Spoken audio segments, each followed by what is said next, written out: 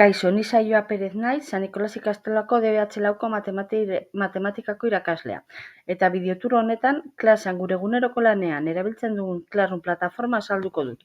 Bertan, sarbidea, plataformak dituen aukera desberdinak, komunikazioa, kalifikazioa, segurtasuna eta pribatasuna eta laguntza baliabideak azalduko ditut.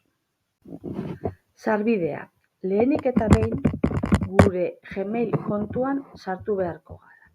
Bertan, goialdean dauden puntutxoetan klikatuz, Classroom aplikazioa agertuko zaigu. Behin bertan egonda, orri nagusian guk ditugun ikasgela guztiak agertuko zaizkigu. Ikasgela berri batean sartzeko, goian dagoen plus ikurra klikatuz sartu ikasgelan, ikasleek bertan nik emandako kodea sartu beharko dute. Eta behin hori eginda, beraien Classroom aplikazioan nik sortutako ikasgela berria agertuko zaie.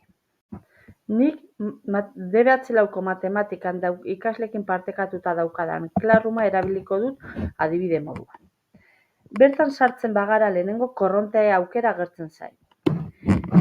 Hemen lehenengo gauza foro bat agertzen zaigu. Bertan idazten ditugun mezuak taldeko kide guztiei agertuko zaizkie. Eta beherago, talde honetan argitaratu ditugun lan eta material guztien zerrenda agertzen zaigu. Lan, material, bi eta guzti hauek modu ordenatu batean antolatzeko, korronten ondan dagoen ikasgelako lan erabiliko du. Hemen izenburua jarditzakegu eta atal bakoitza ondo antolatu. Orain ikasleek entregatu beharreko jarduera batean sartuko gara. Bertan, zenbat ikasleek entregatu duten lana eta zenbatek ez agertuko zaigu. Eta beraien kalifikazioa ere. Ikasle baten lanean sartzen bagara, bertan, iruzkin pribatuak jar ditzakegu. Ikasleak zuzenketak egin ditzan. Korronte eta ikasgelako lanaz aparte beste bi aukera agertzen dira. Jendea, bertan irakaslearen izena eta Classroom talde honetako kideen izenak agertzen dira. Kasu honetan, 4. mailako matematika arloko ikasle guztiak agertzen dira.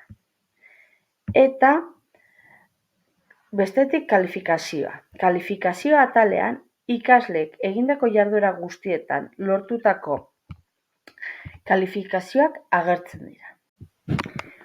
Segurtasunari eta pribatasunari dagokionez oso garrantzitsua da bai Meet eta foroaren erabilpen egokia egitea. Bertan ezin izango dugu edozein kideren datu pribaturik adierazi. Eta amaitzeko edozein zalantza izatekotan ohiko galderekin dokumentu bat duzue. Bertako argibideak nahikoak ez badira, nirekin harremanetan jar zaitezkete saioa.perez@sannicolas.eus helbidean.